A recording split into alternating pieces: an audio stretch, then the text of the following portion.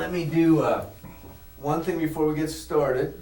If I could just have you say your name first and last so I have it on tape. Yeah. Go ahead. Yeah, my name is Don Coleman. C-O-L-E. C-O-L-E-M-A-N. M-A-N. Yes. Great. Mr. Motorcycle.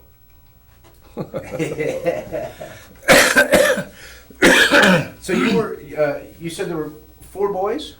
Yes, there was 4 of us. 4 of us in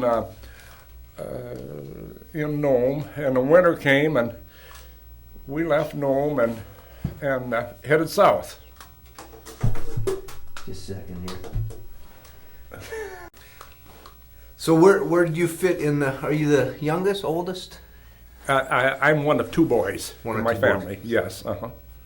Yes. Then anyway, we worked in Alaska, and in 1941, when winter came, we came out, and we were trying to go to Panama, but it was a rainy season in Panama, and we signed up with a contractor in Los Angeles to go to the South Pacific and work for him for 1 year. And we left Los Angeles on a Lurleen, and November the 16th. Then the war started the 7th, and we went immediately out to Wheeler Field. That's out by Schofield Barracks, where the fighter planes was at. And our company was building a underground fuel storage when the war started.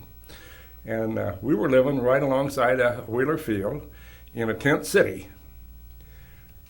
And the morning that the fiasco started, why, we heard the airplanes come in, and I was sitting in my tent, and I heard the planes come in, and we heard some machine gun fire from the planes, and we went outside, and boy, all of a sudden they laid an egg right over by Schofield Barracks. And we stayed there and watched it for a while and watched it, and boy, pretty soon one of those guys peeled off, and he laid an egg, and it went right in a barracks, and the whole top of that barracks blew out. And there was 3 or 4 of us. We were standing up on a grease rack, and somebody said, "What the devil's going on?" He said, well, one of the guys said, "Well, looked like war." And there was a hesitation, and another guy said, "Real war?" And somebody said, "Hell yes," and man, we hauled out, and we left. And I didn't have a good pair of shoes on, and I went into back into the tent to change my shoes, and there was a carpenter in our tent there, and he was still in bed. He'd been to Honolulu celebrating the night before, and he woke up, and I was sitting on the bed, and he asked me, what's going on? And I said, "Man, it looks like there's a war on." "Oh," he said, "you're crazy." And all of a sudden, there was a little radio sitting by a little table around the tent pole, the main tent pole, and there was a radio announcer in Honolulu was spieling about what was going on in Pearl Harbor. They was bombing the ships and that. And the guy says, "Oh," he says, "you guys are dreaming." And about that time, we were getting the overspray of the machine gun fire as the planes came in over a Schofield Barrack. And about that time, a bullet hit that little radio that was sitting there. And later on, we found the bullet. He had his toolbox underneath his bed, and that bullet went in that toolbox and hit the square and was there. So anyway, we come out of the tent, and we had boardwalks out there, and this carpenter, he bailed out of there, and all he had on was a pair of shorts, and we took off up and off to the right of the mess hall. They had cleared a little road out down there to a little arroyo to dump garbage, and by this time there was 5 or 6 of us, and we're headed for the brush. We're going to get out of there as soon as we can. And this guy with the shorts on, the carpenter, he stumbled and he fell. And when he fell, he hit a little stick or something, and it bloodied his forehead. And when a couple of us went by, he raised up on one elbow and he says, "Go ahead, boys, they've got me." Well, it wasn't funny at the time, but it turned out to be funny. Then, How were you just a young kid at this time? Or? yes. Yeah, I was born in 1920, and I was 20 at the time, and later on that year, I had my 21st birthday in Trader Vic's Tavern in downtown Honolulu. But anyway, then we went across the road into a big pineapple field, and there was a power line ran up through the middle of this pineapple field. And I'll be darned if a Jap plane didn't come up and right in front of us, it dropped a bomb, but it was a dud. It didn't go off. So we ran back out onto the highway, and there was a pineapple farmer with an old international truck going down the road, and we flagged him down. And me and one of the other guys got in the front seat with him, and the rest of the guys, a bunch of them jumped on the back of it. And this guy said, "What's going on anyhow?" And about that time, they were strafing the road, and you could see the blacktop jumping up in front of the truck. And it didn't excite this old guy very much. But anyway, we went down to Pearl Harbor to Hickam Field. And our company was doing some work down there, and they put us on some bulldozers and got us prepared to, if they bombed the runway, that we could maybe patch it up, to where it would be usable or something like that. Well, I guess that's kind of interesting that here this war was going on. I mean, because it was such a surprise that, I guess it's kind of like when an earthquake hit, that people sit and go, well, what was that? And so it was the same with Pearl Harbor then. Yes, yeah, it was real sudden. It was real sudden, and quite a shock. And I don't know, it really took some time for it to really sink in exactly what was going on. And later on in the day, after most of the excitement was over, then the Japs, they had some real high airplanes, and they were dropping some bombs. And we could hear those things whistling down, and boy, it was real scary. And the Army wanted to haul some, I don't know, there were 10 or 12-inch guns over to the windward side of the island, and I forget where we picked those guns up at, but they wanted, I think there was about 6 or 8 of us that had been running cat for the company. And the Army had some smooth track Caterpillars that they towed these big guns with, and we hooked onto them and towed them clear over to the windward side of the island, and then way up on the side of the mountain, and deposited them. And we got back to Schofield Barracks after dark, and we just about got shot getting back in the. They didn't know who was who, and a lot of people, quite a number of people, I'm sure, got shot on the streets in Honolulu and the surrounding area because they had no communication. It wasn't set up. And in fact, I think that at Wheeler Field, I think that our own troops shot down a couple of airplanes of our own that were out, that were fighter planes that was out, and they came in for a landing. And by that time, by the time evening or darkness fell, they had surrounded the field with machine guns, and all it took was one person to fire one shot, and then there again they didn't have any communication, and one guy would shoot, and it's got to be a Jap, so they would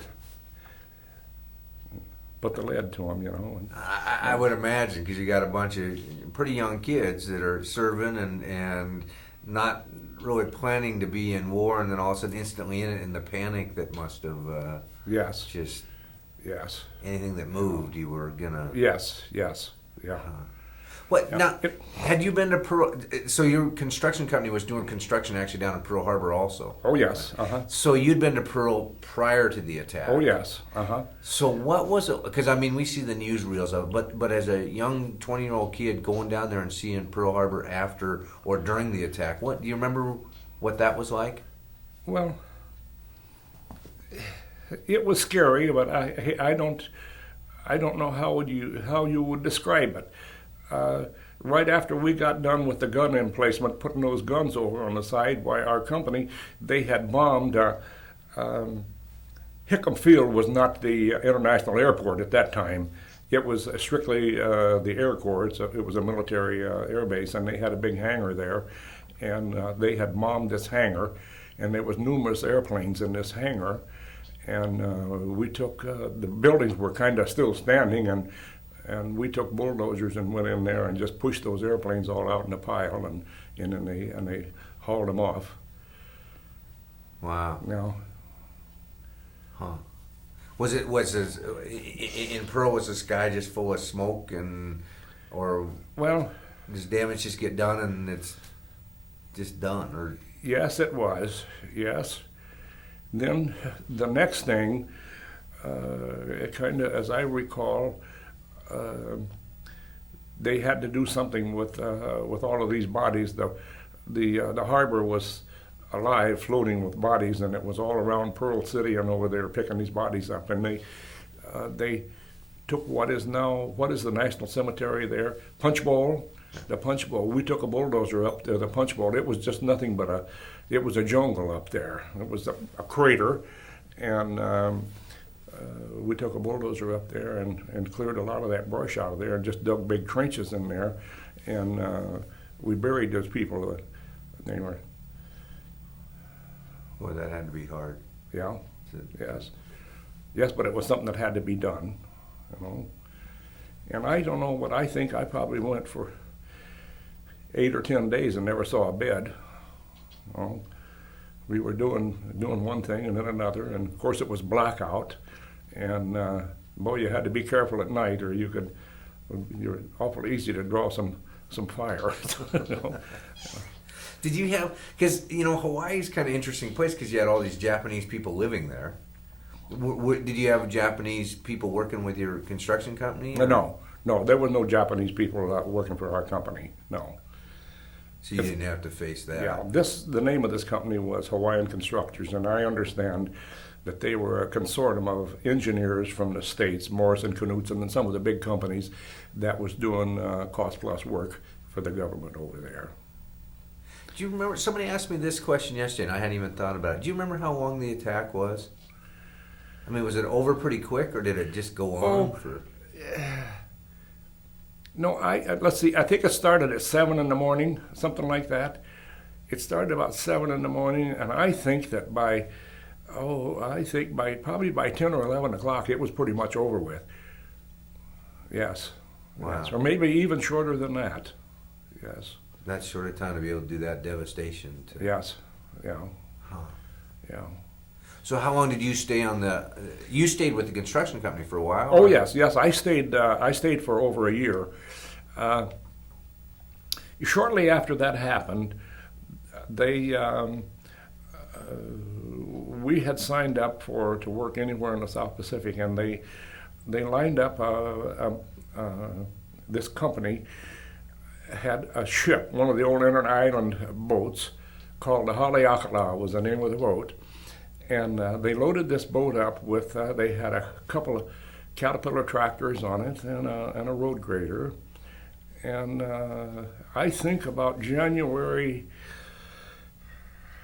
maybe the middle of January, somewhere in there, they loaded a bunch of us guys on this boat, and we took off. And we didn't know where we were going. And we were almost 30 days on the boat.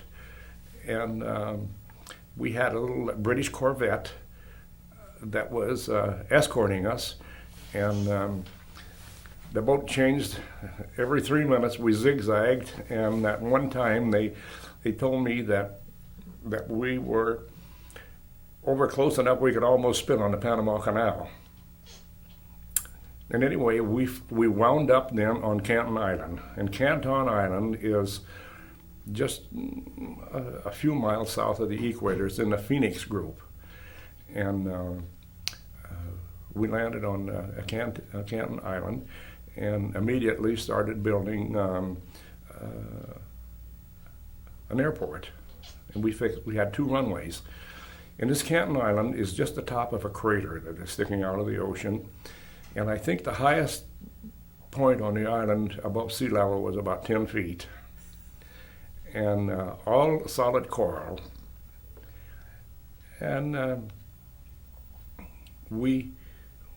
incidentally, on this island, there was 1 palm tree, was all there was. and a lot of goonie birds. And we had 1 Caterpillar motor grader, and we had, I think, 2 or 3 bulldozers. That was all we had. And anyway, we whittled them out a couple of runways, and we were there a good part of 6 months before we finally got it finished. Did you have a military company with you? Well, or did they just stick you out in the middle of the when we landed on Canton, there was an engineer group there, and they had 2 6-inch guns on there, and they didn't take care of them, and they left a shell in the muzzle in them, and they were rusted in, and half of those guys had their rifles was in the same predicament. We had no armor at all on the island, you know.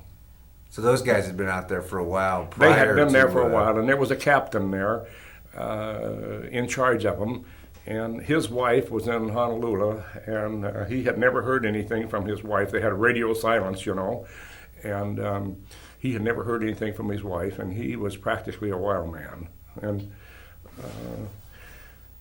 then while we were there, they sent a ship in. In fact, it was one of the President lines. President Taylor came into the island with troops and all of their equipment, guns, their food, and all of that. And the night they landed, the first night they was there was no harbor. There was the top of this crater of this island was all coral on the inside, and they had dynamited out a little channel that they could pull a tug in, a barge in with a little tugboat, and they had to unload this boat. Well, there was something out there right off of this island. Every boat that came in picked up a sound off of the ocean floor that resembled a submarine, and this escort that had escorted this boat down here told the captain to go in real close to the inlet going in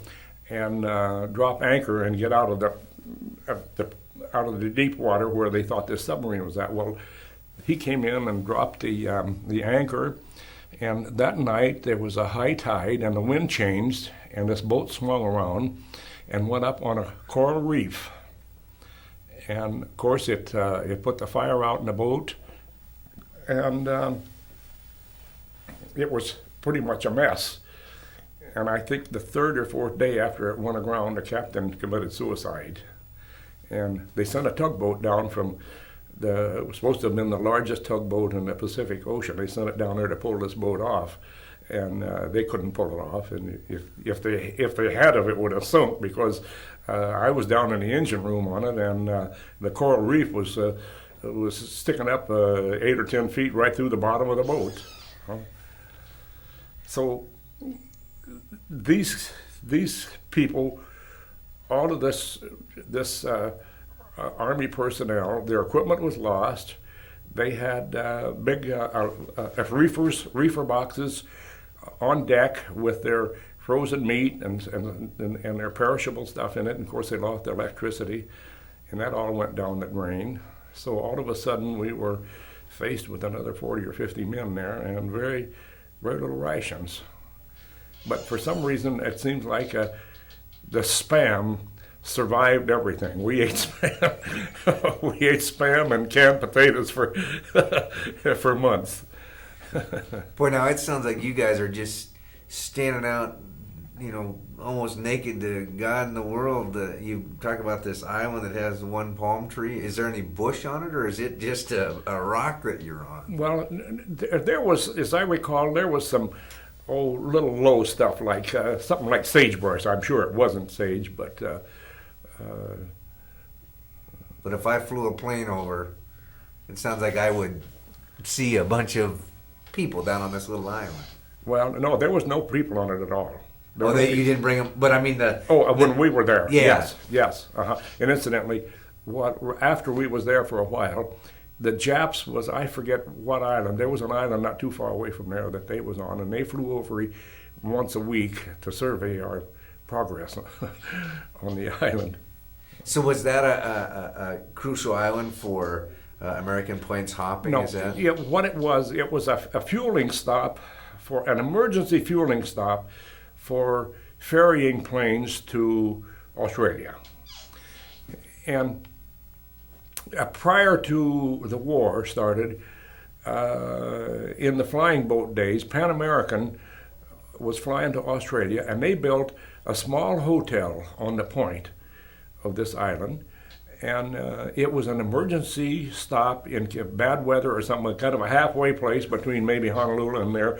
If the weather was bad, they're low on fuel or something, they could stop there, and they had a facility there to take care of these people.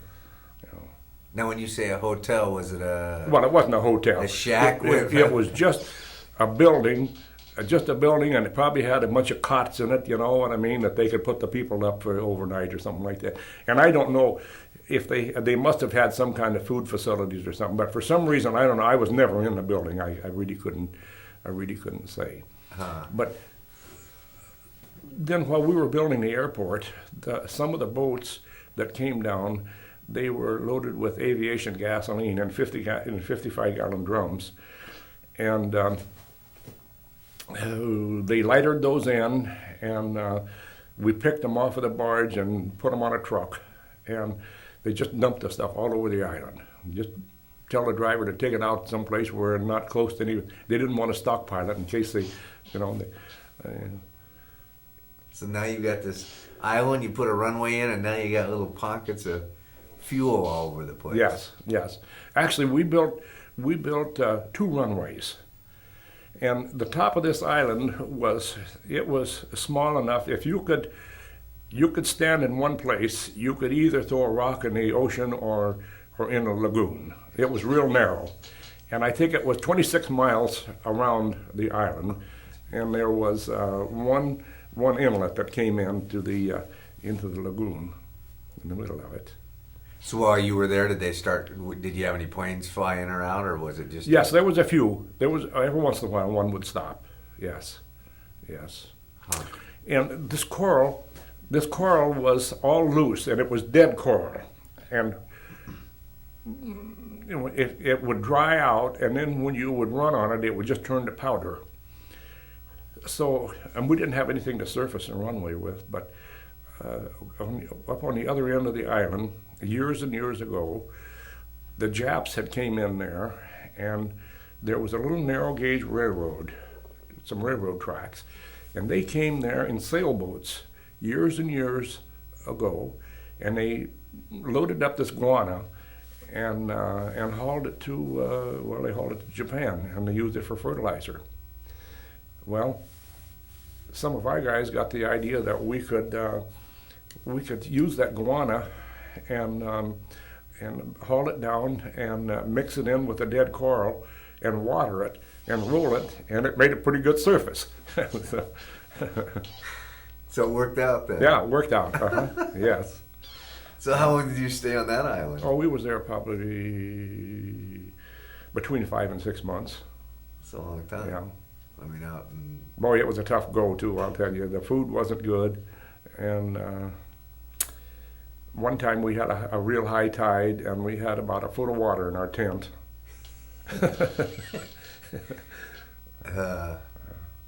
So where'd you go from there then? Well, from there we went back to Honolulu, and three of the fellows that was with me had registered for the draft in Nome, Nome, Alaska. And this company we went to work for tried to get these guys a deferment from the draft board, and they could not get any response from them. And me, not being 21, at that time you had to be 21 to register for the draft. And then while I was on Canton Island, they lowered it to 18. So in the meantime, the draft board drafted these three guys, but they couldn't find them. So when our boat landed back in Honolulu, coming back from Canton Island, the FBI was there and picked these guys off. And anyway, the draft board said that if they would join the service, that they would drop all the charges against them. So within a week, they was in the Air Corps. All three of them went in the Air Corps. And of course, I had to register for the draft, and I stayed there. I stayed my year out, and I'd go downtown Honolulu, and I was the only civilian walking around there that wasn't in a wheelchair or with crutches. All the young people were in the service, and I felt a little guilty. And I thought if I could go home, I wanted to be. I was a little cocky anyway. Out of the four over there, I just wanted to show those guys that I at least go home. And I don't know, just I should have stayed there and worked really, but I felt guilty, and I came home and I was drafted. So when you were in, that's interesting. I never heard that picture painted of Honolulu at that time.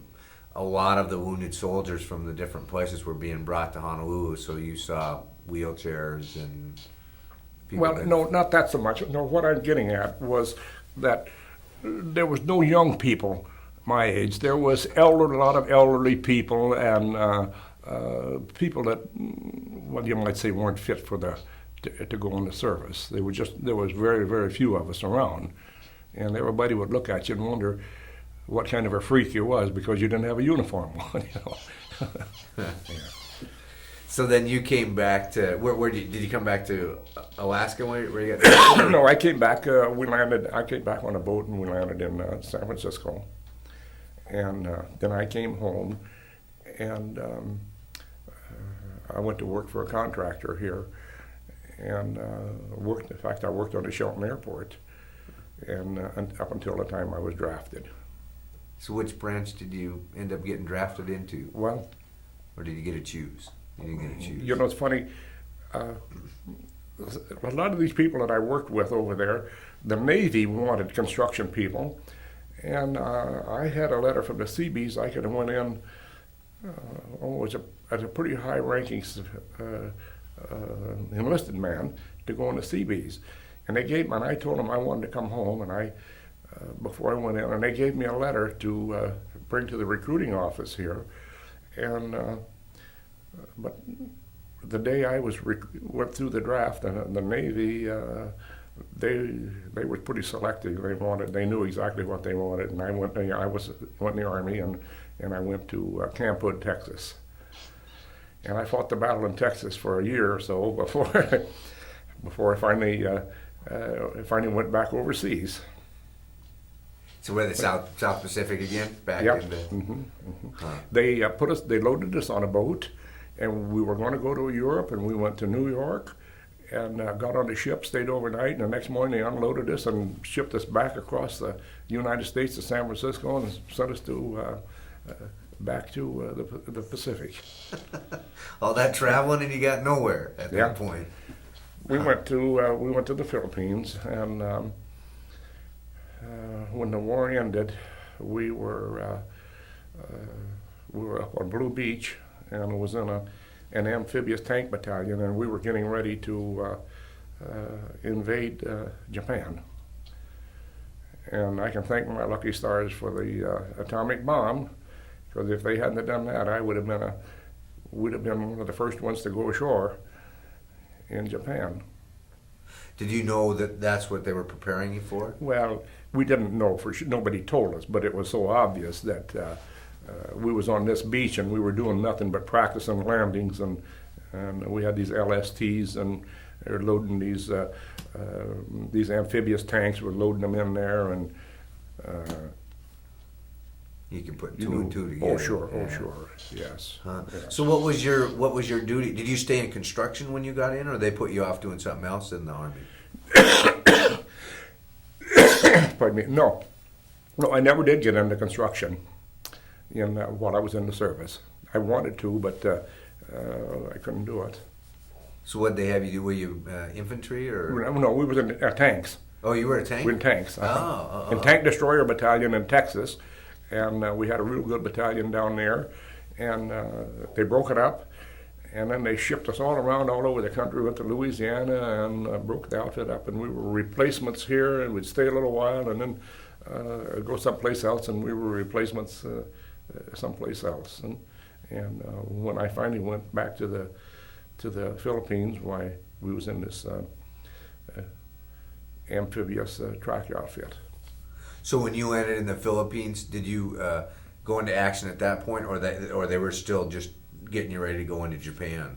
Yeah, but when I got there, all the fighting had been done in Manila and in the Philippines. But although there was still a lot of the guerrillas up in the mountains, and they were shooting at one another, but pretty much per se, it was pretty well cleaned up, you know. So you went over and did a lot of tactical Yes. training then, and Yes. everything like that, huh? Yes. Did you make friends in the service? I hear some people made friends, some people didn't make friends in the service. Well, I made a lot of friends, but I don't know, somewhere along the line I lost them all. You know, when I came home, like everybody else, we was broke and we had a job to do, and we just had to put that behind us, you know, and get a fresh start. So when did you? Where were you when you heard they dropped the bomb? Do you remember hearing that? Well, I was there on Blue Beach. We was there. Mm-hmm. Yeah. Did they? Did you get a radio announcement or an official announcement from? You know, Carl, I really don't remember. I really couldn't tell you, but there was a lot of people rejoiced over that. I'll tell you when it happened. Yeah, it's pretty scary because the military had already minted the Purple Hearts and Medal of Honors for, I forget how many thousands that they'd done expecting the raid on Japan, and thank goodness that Yes. we didn't have to. Yes. So how long did it take you to get back to the States? After the war? Yeah. Oh, that was a long, drawn-out affair. They had a point system. You know, you probably heard of it. There was a point system, and I don't know. I think I had 18 or 19 points or something like that. But we were there. We were quite some time, and they moved us into an airport. It wasn't Clark Air Force Base. There was another one that was right in the town of Manila, right on the outskirts of Manila. And we was in this camp, and they had a bunch of Jap prisoner of war there, and we was in tents, and every one of our tents had a Japanese houseboy, and they shined our shoes and made our bed, and they treated us pretty good.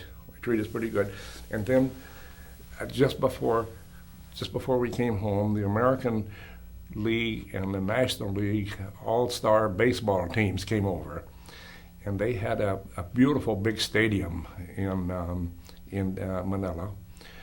And these guys came in and they played a baseball game every day, I don't know, for a couple of weeks. And God, it was just hilarious. It was real. Every time somebody knocked a home run, they put their name on the wall. And I think when these guys started, there was only 5 or 6 names on the wall. But when they left, there was 15 or 20 of them on there. Was that a morale booster? Did the military bring them over? Oh yes, the military brought them over. Oh yes, yes. And it was some of the players from the different leagues that was in the service over there, and of course they let them join their team, you know.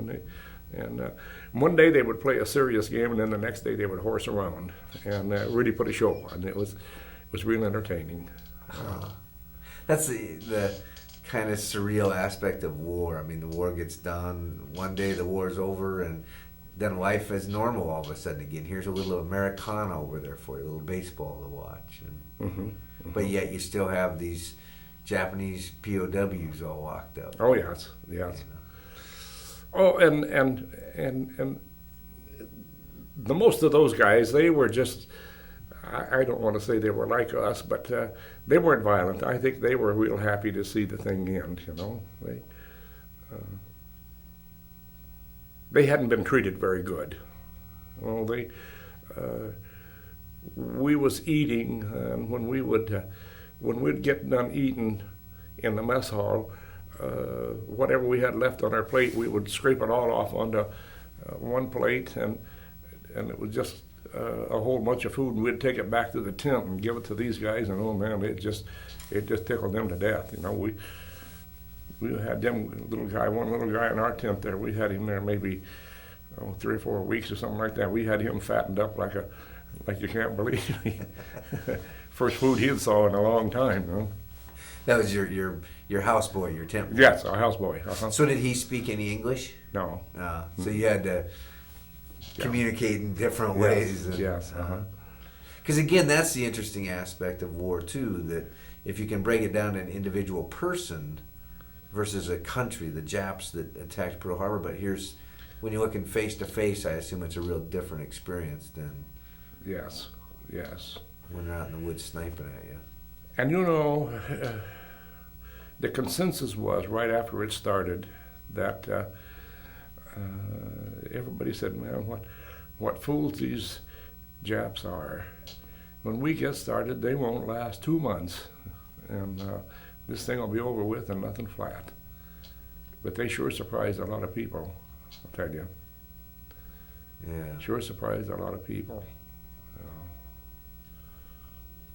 And that's it. When you really look at how World War II happened and what really happened, there were a lot of mistakes made that had one thing different happen, we could have been speaking Japanese right now. Yeah. You know, Midway, I understand that part of that was the Japanese were changing their planes because they had ones with wheels and ones with pontoons, and they kind of had a mid transport, and so it was, you know, a lot of things like that happened. Yes. So what did when the war was over, you came back and yes, I came back. Took your uniform off and got started again. Yeah. Got a big pension from the state of Washington when I got back. I was in there, I think a little over 3 years. I got a $70 pension. for time served, huh? Yeah. Did you enjoy your time in the service? Well, did I enjoy it? Not really. I kept thinking that I should have been doing something else that I was capable of doing instead of trying to drive a tank and rode a motorcycle. And as a messenger, we didn't have radios in those days, and we had a string of tanks out there for 3 or 4 miles long, and if the captain wanted to send a message back to the last tank, he gave it to one of us guys on a motorcycle, and you went back against the grain and out cross country too, you know. And they didn't have any cross country bikes in those days either, you know. What'd they have for bikes? Harley Davidsons, yeah. The military had a jillion of those Harleys. You still see them around, you know. A lot of guys refurbish them and put them back and make them look just exactly like they did when the military had them. So you've got this big convoy of tanks going in, and they give you a message, and you get on open, no protection, and that must have been kind of so that was one of your duties. Yes, yeah, that was a hairy deal, you know. How did you volunteer for that, or did they just? Oh no, that was your assignment. Oh. I'll have to, as I go through the archives, look for pictures now to see some motorcyclists doing their thing. Yeah. So you were glad to get in and glad to get out. You bet. When you were done, You bet. went on and. Yeah. So the fact that when the war ended, it was a while before you got back to the States. So all the big parties and all that were. It was all over. Yes. Uh-huh. Just back to Yes. to another day of the job. Do you remember when you actually got not decommissioned, but got let go? Discharged? Discharged. Yes. Well, they discharged us through Fort Lewis. I don't remember the date.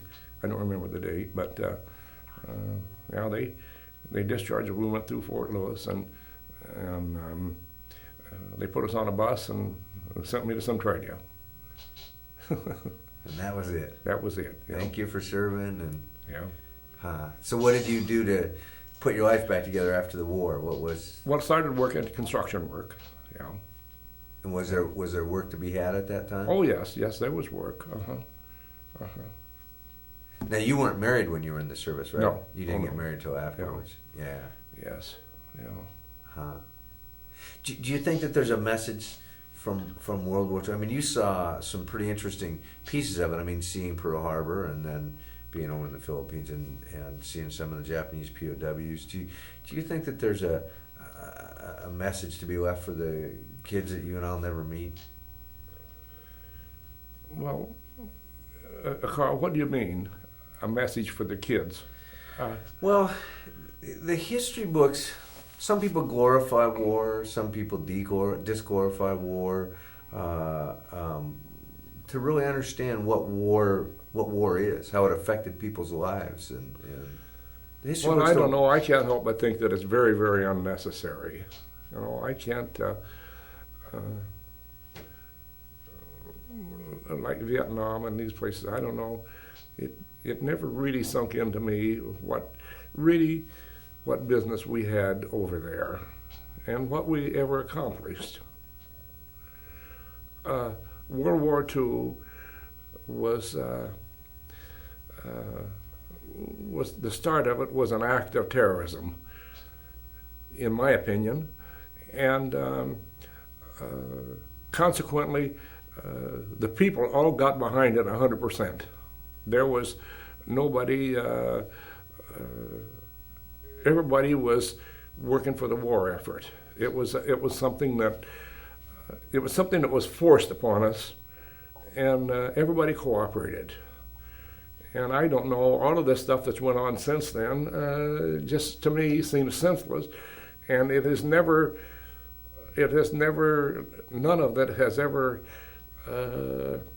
would you say, drawn the popularity amongst all of the people that World War II did.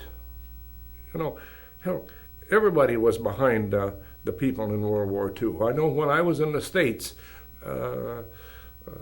we would travel from one place to the other, and there was USO organizations that would meet the train or the convoy and hand out coffee and donuts and stuff, you know, and all these people were working towards the war effort. And that, I've heard people describe it, that happened like overnight. I mean, Pearl Harbor and this amazing effort that came in, which I assume is because we were attacked. Yes. In our own backyard. Yes. It was just hard to fathom, to believe that a small country like Japan would attack the United States. It just, to me, it was just almost unbelievable. And I felt as like the rest of the people over there that, hey, these guys are out of luck. You know, in a couple of months, they're going to be hunting their hole. But it sure didn't turn out that way. Yeah, they were dug in pretty good. When you think about it in your mind, you think back to that day in your tent there. I mean, is it the type of thing that you can hear and in your mind's memory, or is it something that it's just a surreal dreamland or something? Well, I mean, I can't imagine being in a tent and then all of a sudden you hear the drone of planes coming, and then you hear some explosions and. Oh, it was very real. There's no doubt about that. It was very real, and like I said before, it took some time before it really sunk in that this is actually what's going on. It just seemed impossible. You know? Did you lose any friends in No, not really. No. These three other fellows that was with me, they joined the service over there, and they went through the whole war and made it. Two of them went in the Air Corps, and they did all right. There was four of us, the four of us, and when we got back, why we remained friends. One of the fellows died. One of them was from Tacoma, and he passed away shortly after the war. But the other two was in Seattle, and we stayed friends right up until the end. In fact, we had a bet going on who was going to be the last survivor, and then when it was down to two of us, and Jack Thomas and myself, he was in Yakima, and we were talking about the bet and who's going to pay off on this bet, and he just passed away. So of the unholy four, I'm the sole survivor now. Boy, it'd be interesting if the two that ended up in the Air Corps, if they ever ended up landing on the runway that you guys built. You know? Oh, yeah. Well, thank you very much. That was Well, very interesting. I haven't talked to anybody. I've talked to a gentleman that was in the mess hall at was that where? he was standing in line at the mess hall when Pearl Harbor got attacked Yeah. up at the field there, and Schofield? yeah. Oh, he was there? Yeah. Oh, I'd like to know who, was he in the Army? Yeah, Robert Miller. Where's he He was a from? radio operator, and he's from Tacoma now, and I think he might have been from Tacoma then. So, Well, I don't, he wasn't in my group. He wasn't in my group because there wasn't, this was strictly a camp that we was in that was erected and maintained by this construction company. oh, is that right? Oh yeah, there was no military personnel in our camp at all. Because he was off in some barracks. I'll have to listen to his Schofield tape. Barracks. Yeah. Yeah, Schofield Barracks was. And standing in line, and his buddy got hit in the ankle, but the bullet had either ricocheted off or something, or it just hit and dropped down. And it was kind of, again, like you guys were talking about, where they went, God, you know, it sounds like there's a war going on down there. You know, and it just took a while to, you know, even when he got hit with this bullet that was like, and it was some plane that was just kind of getting rid of its load, it sounded like. Yeah. You know. But, so you actually could see all the planes and everything there. Oh yes. There was at Wheeler Field. There was the fighter base, and every morning they sent out a dawn patrol. And when these planes came back in, we thought it was a dawn patrol. We didn't pay any attention to it, and then all of a sudden we heard some rifle fire up in the air, and we thought, maybe them guys was in town drinking a little bit last night or something, you know. And then, boy, the next thing, one of them came in and dropped a bomb over there, and then everybody started realizing it, you know. And you know, Carl, really, we probably stood around there and watched this thing for maybe 5 or 10 minutes before we finally realized. And after about the second or third one of those barracks that was blown up over there, we decided that it was real war. You know? That's amazing how that mind goes. I mean, because I bet you, even today, I bet you the same thing would happen, that you would have to sit and really convince yourself that really was. Yes. Huh. Yeah. We'll have to